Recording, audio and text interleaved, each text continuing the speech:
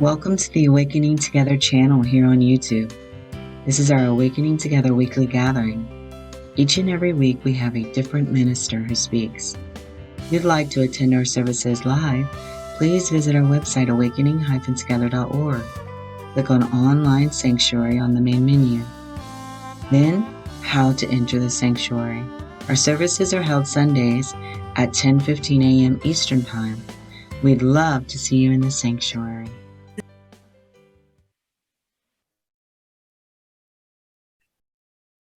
Recording in progress.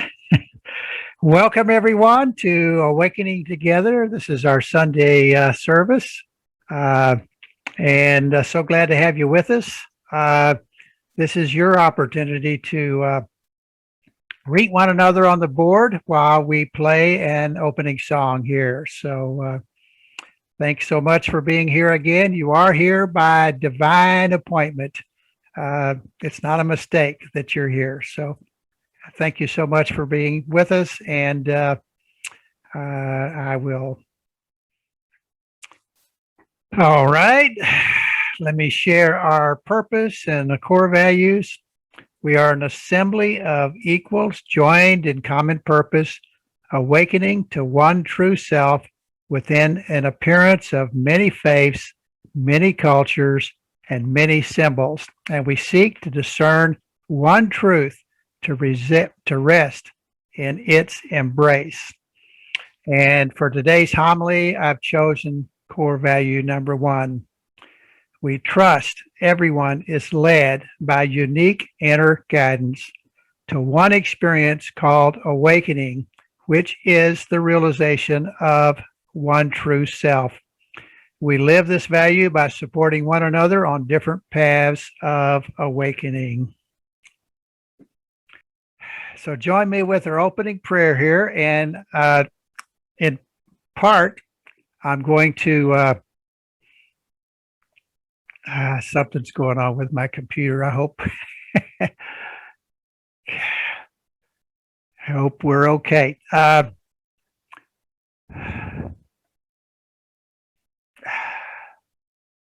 Okay. So join me for our opening prayer here. I'm going to, in part, start with a prayer in NTI, Acts chapter 1. Father, I do not know what is best for me now, in this time and this place, that I might be led back to you. Because I cannot see the path, I am ready to walk. Take my hand and send me your voice to guide me. I shall go where it asks me to go, and I shall do as it asks me to do, in joy and peace and certainty. And the second step and listening to guidance is you must trust. And so thank you so much, God, for allowing us to gather together in this way. Help me to release the George character and allow you to flow through. I never know exactly what's going to be shared in these homilies. And so let's just release everything and trust that all is well. Thank you. And so now we'll have a reading. And Reverend Shawna Summers has graciously agreed to be our reader. So Shawna, go right ahead. Thank you, George, for this opportunity. And I'm going to be reading off the computer screen, so somebody break through if you can't hear me. So this is from Leo Gura, and this is on resistance. It's a modified selection from his video on resistance, which is the theme of the homily today. Why do we resist? Okay. This is what Leo says. In the field of electronics, resistance is the property of a material to oppose a flow of current, turning it into heat. In your life, resistance is the same thing, except the material is your mind and the current is the flow of thoughts. Resistance has a very negative effect on your life, creating procrastination, self-sabotage, frustration, and guilt. Resistance is the feeling you get when you struggle to do things you should be doing. Oh man, do I have to do this? Resistance can ruin your life by turning everything into a struggle. Reality check: if you live in a first world country, your life is easy. If you feel your life feels like a struggle, chances are you are the cause. If you're shoulding and musting yourself all the time, like so many of us do, then you're creating friction between you and your goals. Life should flow.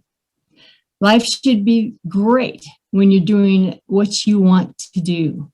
But insidiously, we tend to resist the things we want most, whether it's getting that awesome promotion, writing that dream novel, moving to a new city, or starting a diet.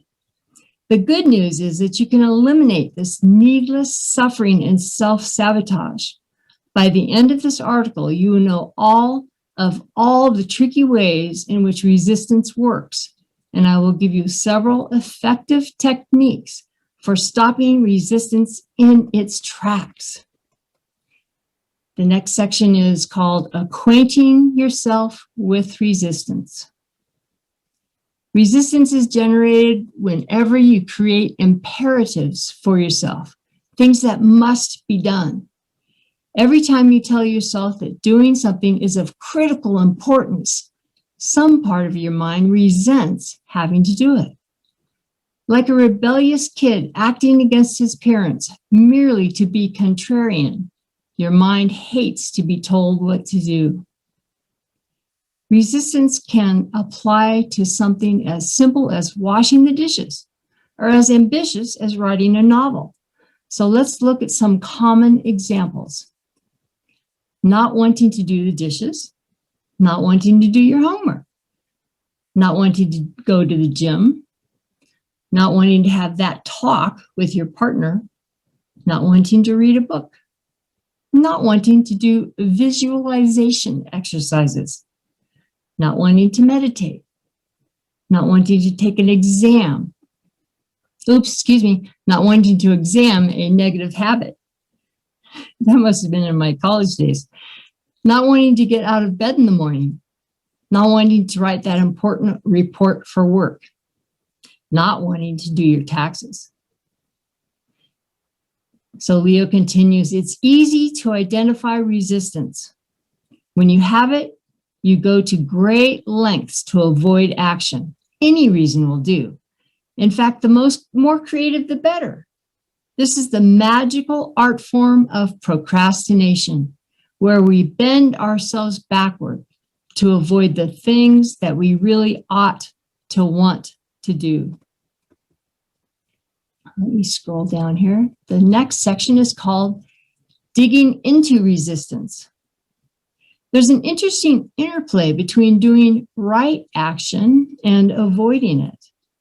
The problem with avoidance and excuses is the same as the problem with eating a cookie. One is never enough. Soon, before you realize it, one excuse leads to another and another and another until you've developed a pattern. Resistance really becomes a problem when you turn it into a habit. Then it becomes a thorn in your side, jabbing again and again. Your higher self wants you to do one thing, but your lower self creates sabotage, and the guilt keeps piling up and up because you know what the right action is. Let me scroll down again. And the next section is called The Ultimate Technique for Releasing Resistance. If you're tired of feeling resistant, the best way to free yourself that I've found is the Sedona Method. The Sedona Method is a simple inner game technique for releasing any kind of emotion, from fear to anger. But what we care about today is how it works for resistance. Sedona is deceptively simple and yet amazingly powerful. Many people have reported major improvements in their lives with consistent application of Sedona. Today, I want to show you how to use Sedona to release resistance. The full Sedona method is outside the scope of this article and will be covered separately because it's such an important topic. Sedona tells us that resistance is a feeling created whenever we force ourselves to do anything. Resistance feels like pressing the gas and the brake pedals on your car at the same time. Since it's just a feeling, Sedona also tells us that resistance can be released. Counterintuitively, the way out of resistance is to accept it. This is Leo's process for releasing resistance. First, conjure up the feeling of resistance. Feel it. Let it flood your body and mind. Number 2, ask yourself, could I let go of this feeling? Number 3, ask yourself, would I like to let go of it? Number 4, ask yourself, when can I let go of it? And 5, repeat steps 1 to 4 at least 4 times until the feeling disappears. So Leo says, it sounds silly and simplistic, doesn't it? I know, it sounded silly to me too. But after playing around with it for a while, I've seen some powerful changes from Sedona. The dirty little trick is that you actually have to use it. Go figure. Let me scroll down here again. And the next topic is reverse psychology. The trickiest thing about resistance is that you tend to create it at the worst possible times. If there's an urgent deadline coming up, or you really need to go on a diet, you will naturally put extra pressure on yourself to succeed. Unfortunately, this is the surest way to create extra heavy resistance. Instead, counterintuitively, the most effective approach is to take your foot off the pedal. This can be especially difficult if you're a high achiever. But whatever you feel you need to do, tell yourself you don't really need to do it. This can be difficult. This can be a difficult inner game shift to make. It takes courage. Right now, you are probably operating from a position of fear. Fear that if you don't push yourself, nothing will happen. Lack of ambition may be a problem for some folks, but not for higher achievers. You probably have the opposite problem. You overburden yourself with obligation, which creates self-sabotage and turns joyful activities into a grind. Self-flagellation might be a good way to motivate yourself for short periods of time, but it's painful.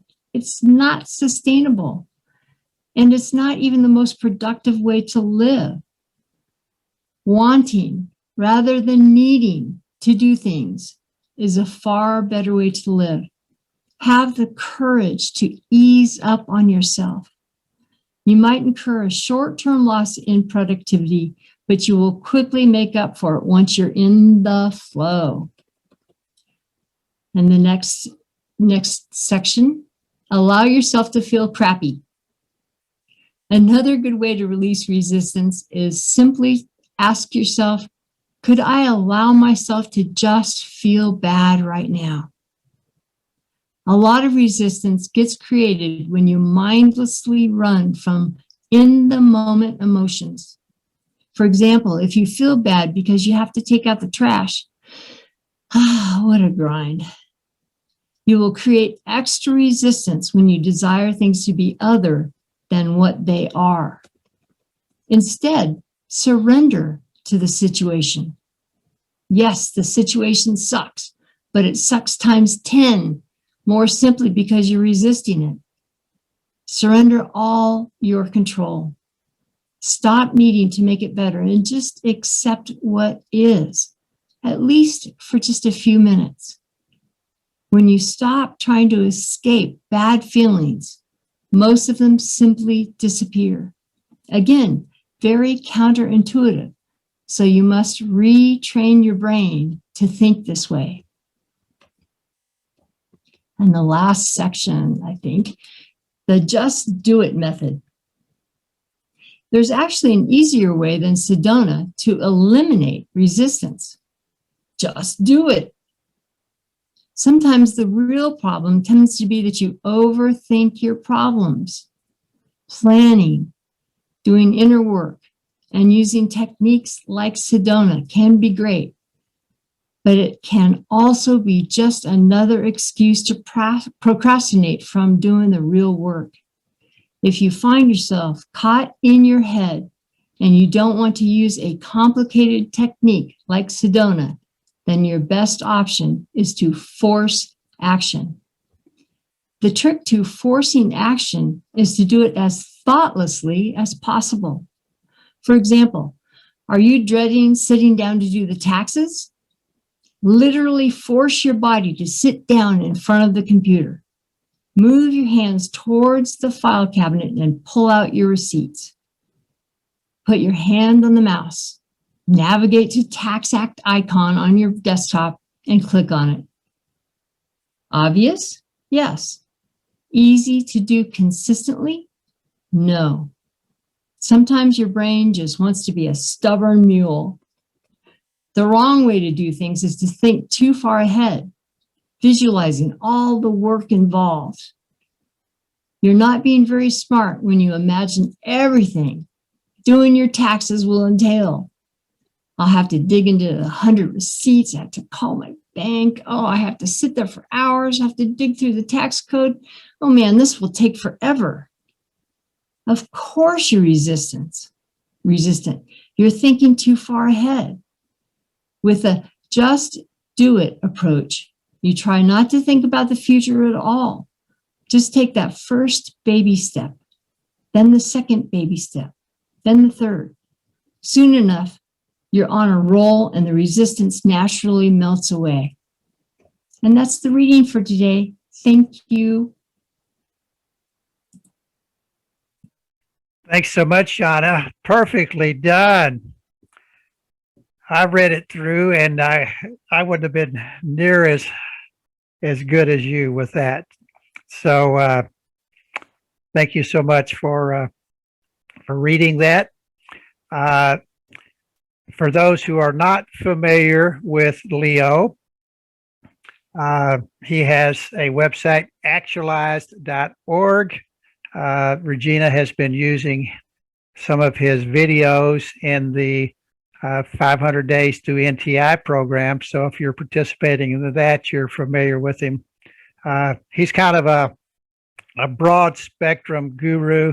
Whatever ails you, he's got a solution for it. So, a lot of that really doesn't have a whole lot to do with spirituality, but I think we can pick and choose and see what comes up. When I do a homily, I never know what's going to come out. It just is what it is. So as much as I plan and prepare, we'll just have to wait and see here. So as I start the homily here, I really want to go to the Way of Mastery and do a short reading here. The first time I picked up a Way of Mastery and read it, the lesson 1 is the way that calls you home. And let me just share a couple of paragraphs here. And now we begin. Beloved friends, I come forth to abide with you where you believe yourself to be. I come not for myself, but for you. I come not to teach you, but to love you until you choose from the depth within your own being to set aside every illusion you have ever given credence to, and to remember the truth, which alone is true. For indeed, in that hour, there is a transcendence of all that knows limitation. There is a transcendence of all that knows coming and going, birth and death. But there is the mind of Christ within each of us as a spark of divine light, as the sunbeam to the sun, and it rests eternally in perfect communion and communication always. What is important by the way of beginning is to consider this simple fact. Your experience is always the effect of where you choose to focus your attention of your consciousness. Well, most of us focus our consciousness by projecting it outward. And the reason I selected the theme of resistance is because I've been experiencing a lot of resistance. And we can always make excuses for why we don't do what we think we should do, or why we do that which we think we should not do. So,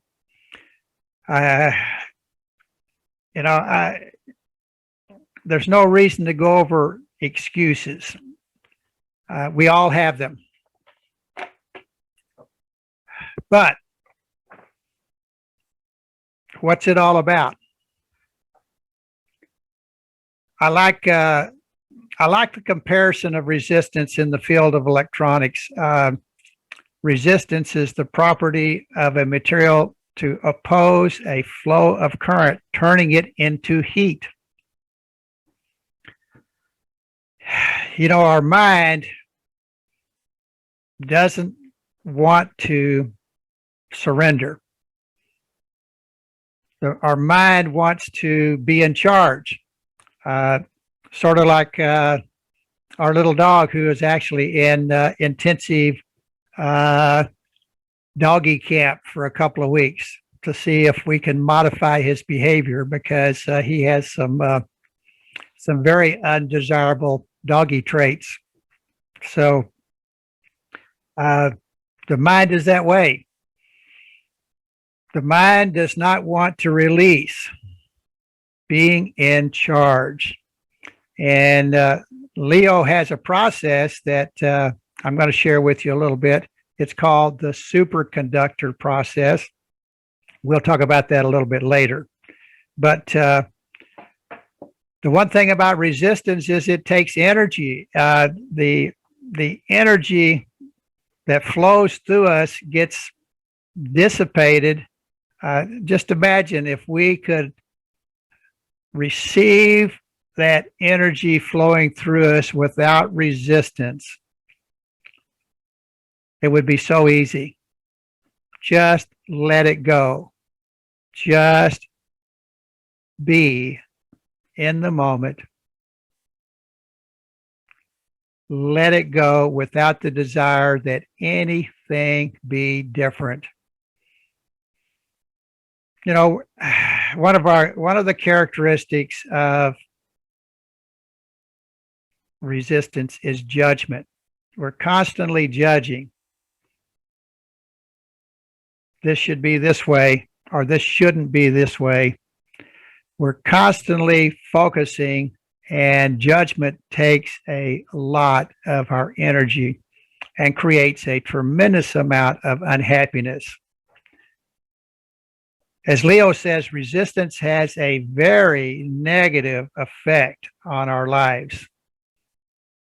Some of the results of resistance is procrastination. I'm the master of that, a master procrastinator. Self-sabotage. You know, our mind believes whatever we tell it, whatever flows to it. And if we have within us that program that says not good enough or I can't, the mind will make that happen. It's very powerful if we just turn it loose and let it go. Frustration,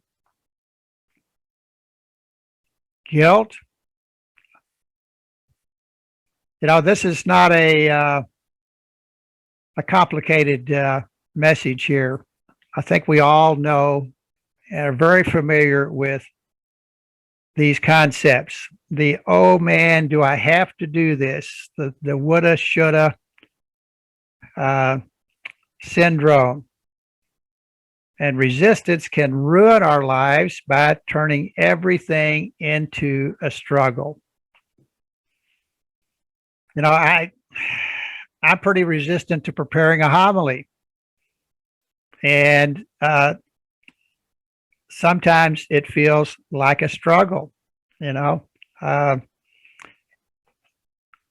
One of the things that really seems difficult for me is coming up with a reading, you know, and I spend a lot of time searching for the right reading that goes with the message that I want to share.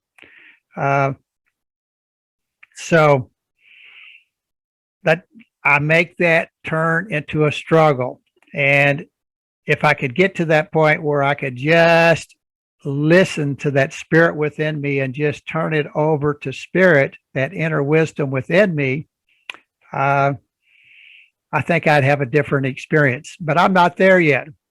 I am not there yet. So Leo says the good news is that you can eliminate needless suffering and self-sabotage. You know, as long as we let the mind be in charge, the ego be in charge, it's going to create suffering. The Buddha says life is suffering. And so as long as we have this thought of being a separate individual, then we create suffering. And it either seems to come upon us or we create it ourselves. I mean, I can look back over my life and see where I have created a tremendous amount of suffering for the George character. You know, it's very easy to create suffering. So resistance, you know, is either not wanting to do something or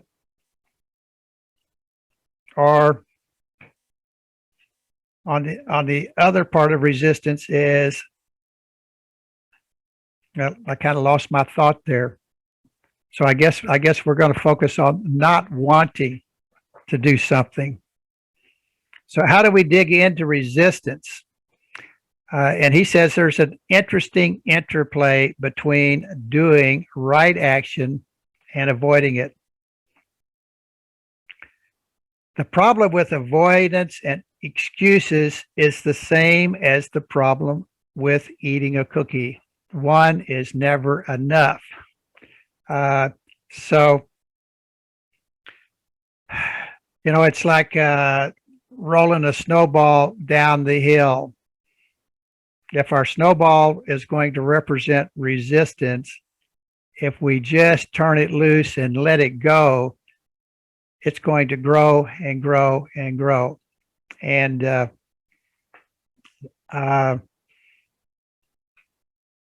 we're looking at the bottom of the hill, looking at where it may be slamming into, and we have this fixation. Now, resistance is really the root of resistance is fear, and all of these things that go along with fear. We're afraid to step into the unknown. And, we've shared before, most of your programming is negative. 70% of all of the programming in your mind is negative. And you, for the most part, got all of this program by the time you were about 7 years old. So, we picked that up through the environment, within our family, within our community, within our nation, within our culture. And so we're programmed, and we believe our programming. So let's talk a little bit about some of the methods that Leo chooses. He talks about the Sedona Method. I've never practiced the Sedona Method. I don't really know anything about it. I did listen to a little bit on YouTube on the Sedona Method, but he says the Sedona Method is a simple inter-game technique for releasing any kind of emotion, from fear to anger. But let's focus today on how it works with resistance. And he gives us some suggestions here. Sedona tells us that resistance is a feeling, okay? And so these feelings come from our beliefs, from the experiences that we've had,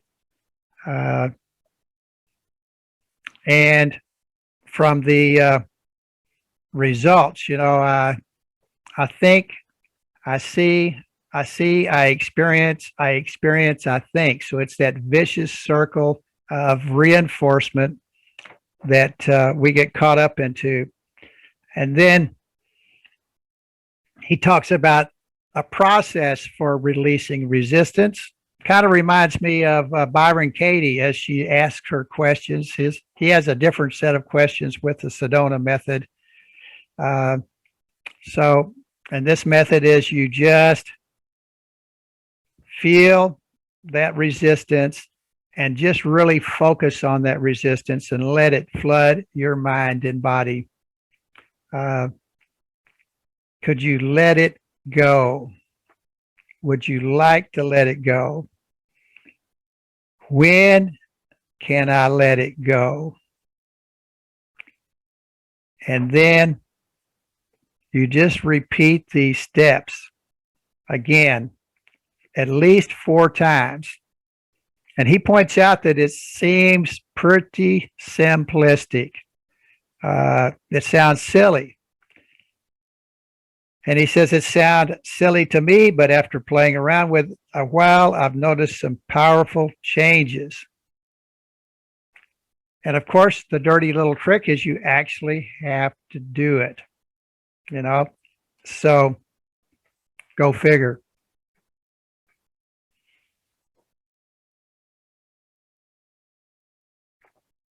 The other method that he suggests is reverse psychology.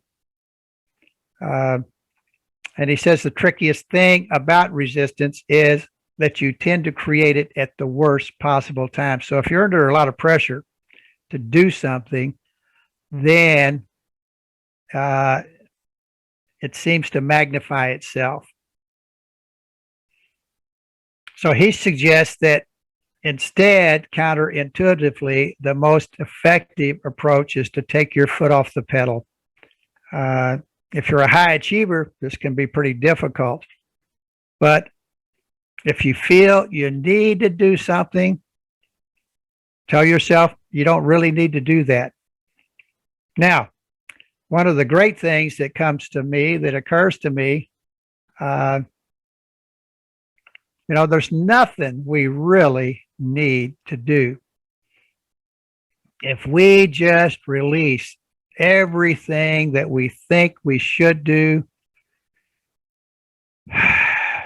and just let Spirit flow through us and accept everything as it comes to us,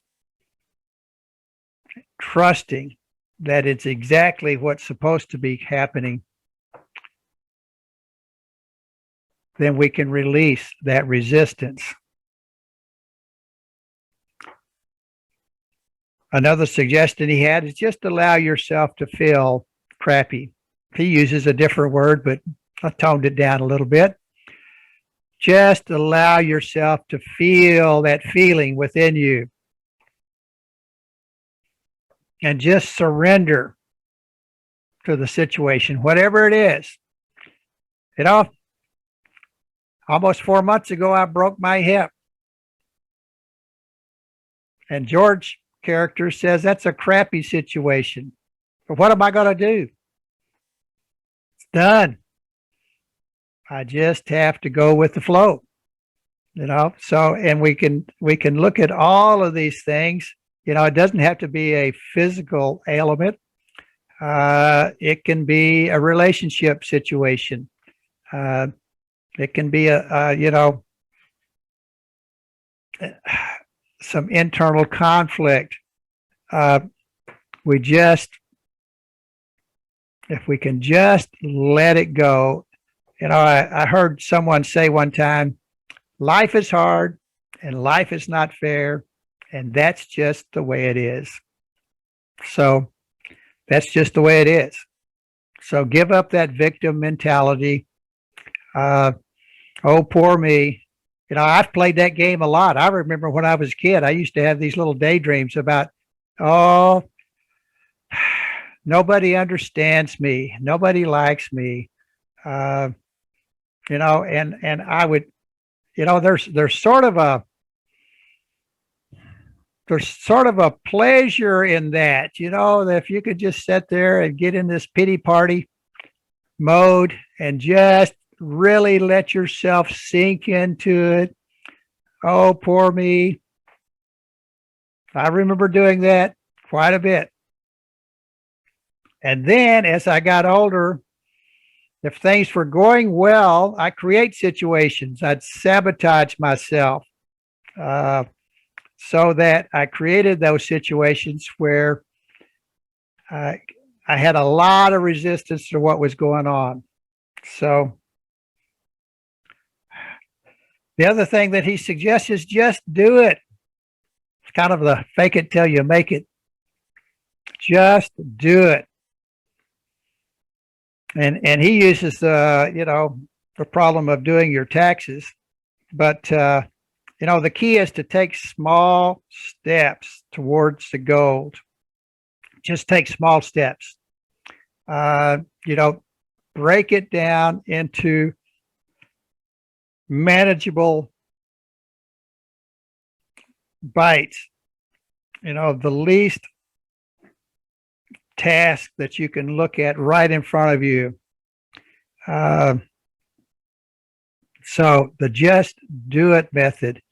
You know, here's another quote that comes to mind, and I may not do it exactly right, but yard by yard, it's hard. So if you look at too big of a block and you think about all the different components and the difficulty of doing all of them, it looks so hard. But inch by inch, it's a cinch. So yard by yard, it's hard. Inch by inch, it's a cinch. So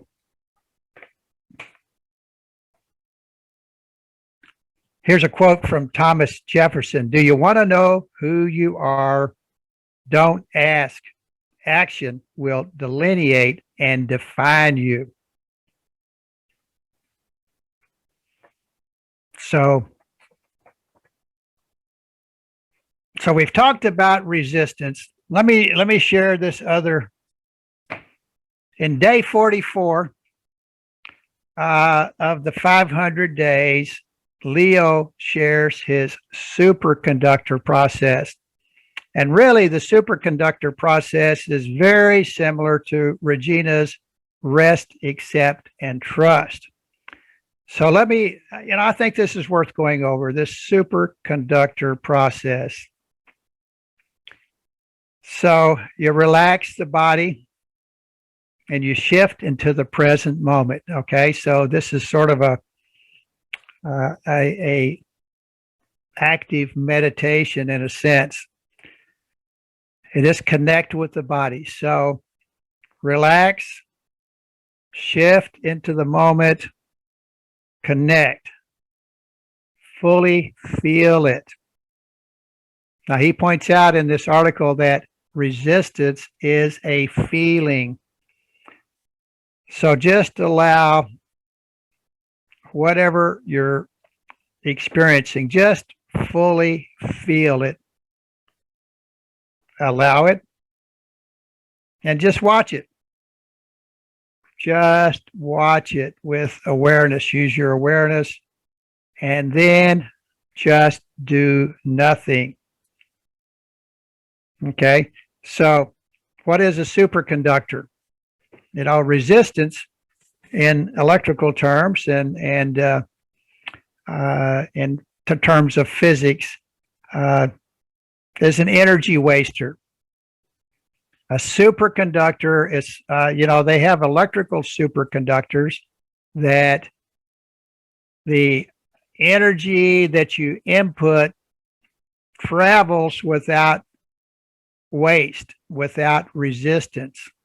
And you just continue to transfer energy from one place to another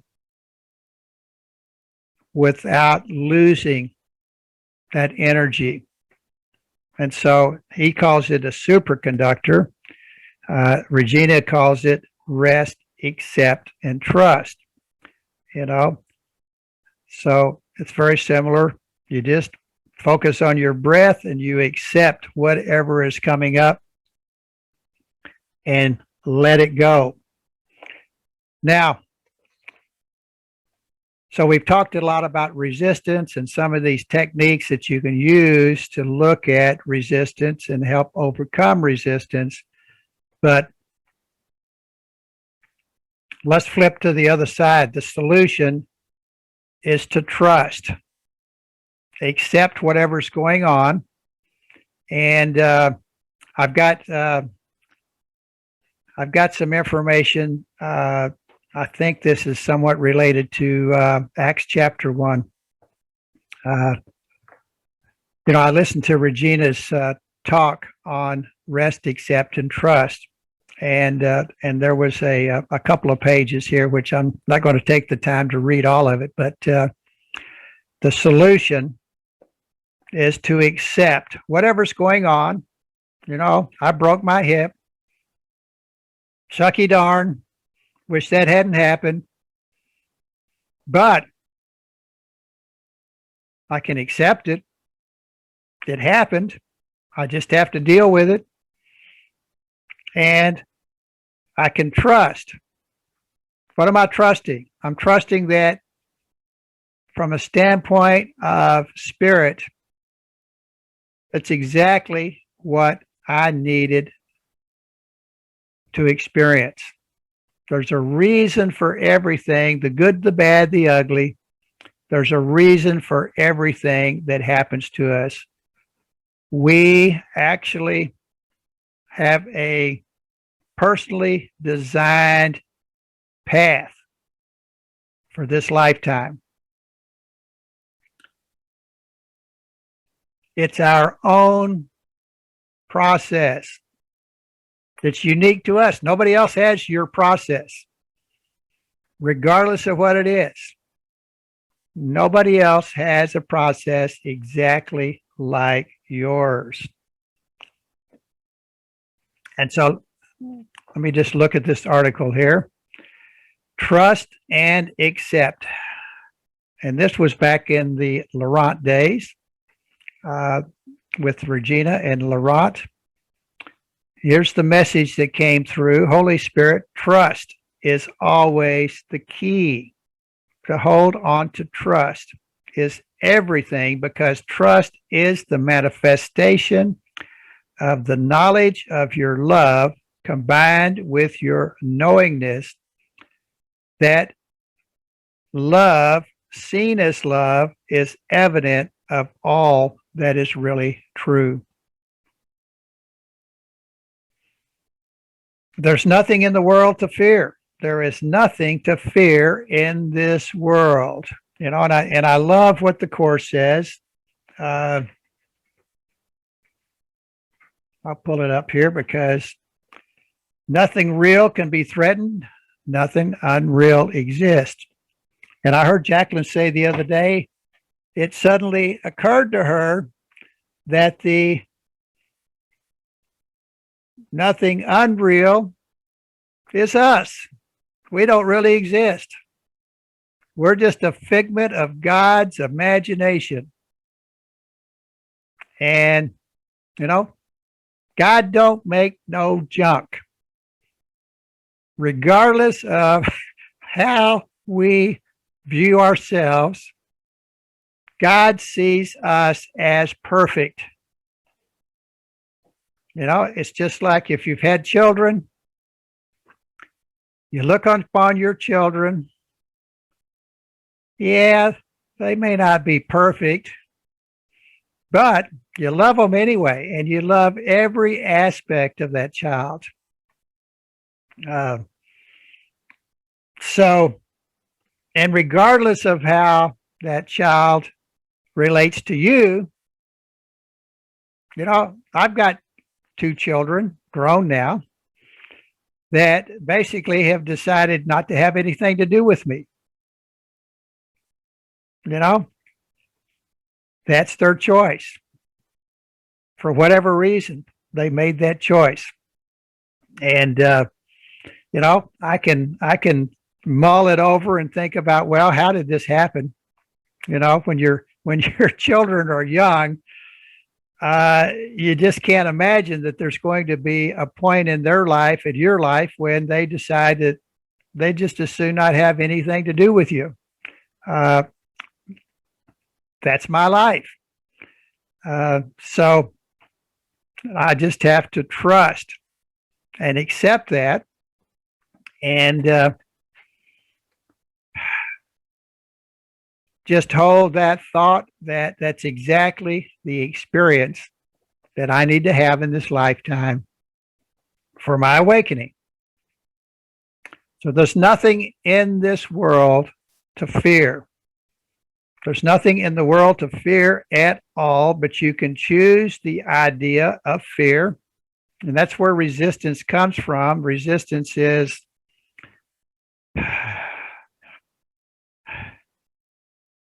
let's say, I've never wanted to bungee jump.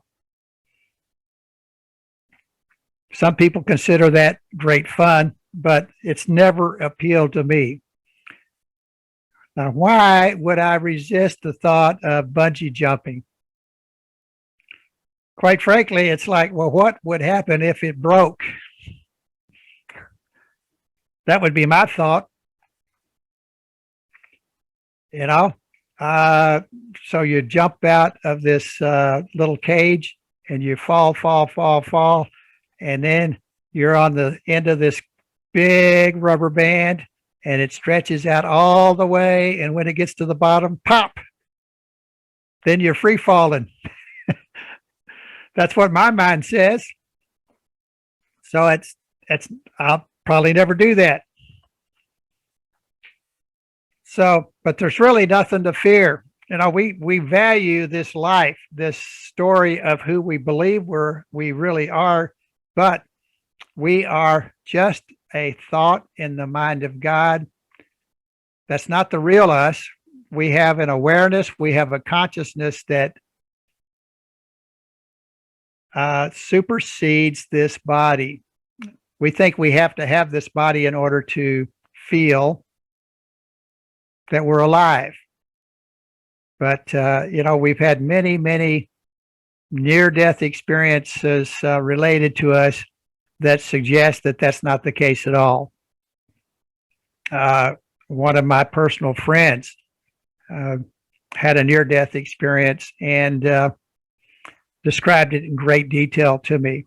And she was, at the end of the tunnel, and Spirit says, you can stay in this bliss or you can go back.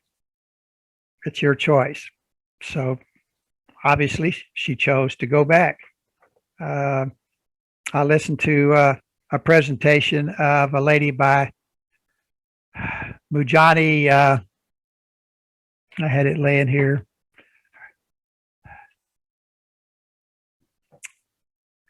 I don't see her name, but she related the experience of a near-death experience as she was laying in bed dying of cancer. And when she was on the other side, she was basically told it's not your time, and she came back into her body. Anita Mojani. Yes, thank you, Patricia. And within a short period of time, her cancer completely disappeared. And there's many others. So there's nothing to fear in this world. We just have to trust and accept. So rest, accept, and trust. And the key to that is to be present in this moment right now.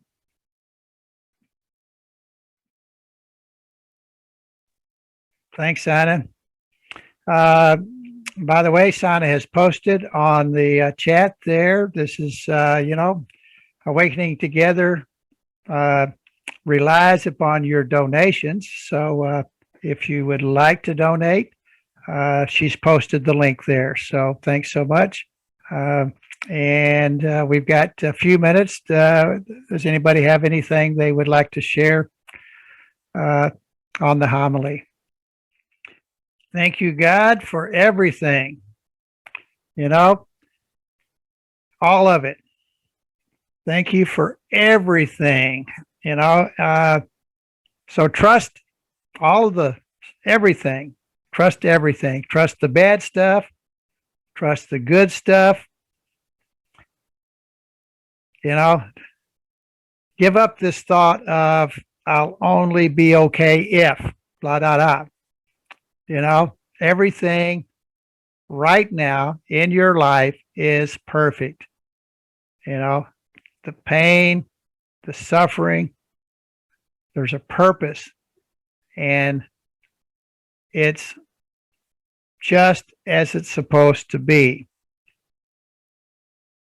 So let's give up our thoughts of victimhood. I don't care who you are. If you look hard enough, you can say, well, gee, I was a victim of this or that. Could be a victim of circumstances, could be a victim of poor health or whatever.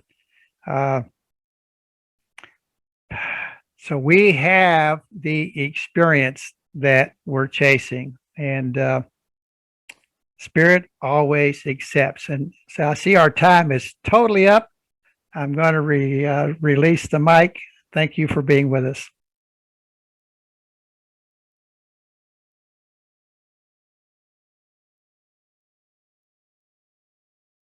You've been watching our online gathering. It happens weekly on Sundays at 10:15 a.m. Eastern Time. To join us live in the sanctuary, visit our website, awakening-together.org. You'll want to click on Online Sanctuary in the main menu, and then in the drop-down menu, look for How to Enter the Sanctuary. Right there at the top of the page is a clickable link. We'd love to see you in the sanctuary and join with you in fellowship. Thank you again for watching. Also, please know that if you'd like to stay connected via the Awakening Together channel here on YouTube, you can subscribe and hit the bell for more notifications. We hope to see you in the sanctuary.